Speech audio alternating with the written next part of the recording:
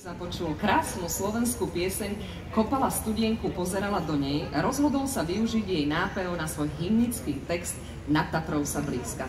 No a dnes večer nám túto krásnu pieseň zaspieva najmladšia generácia, iba 7-ročná solistka Tereska Vikarská a detský súbor Matičiarik z Banskej Bystrice. No a potom sa k ním pridá aj spevácky zbor slovenských učiteľov pod vedením zbormajstra Štefana Sedlického a v ich podaní si vypočujeme slovenskú hymnu.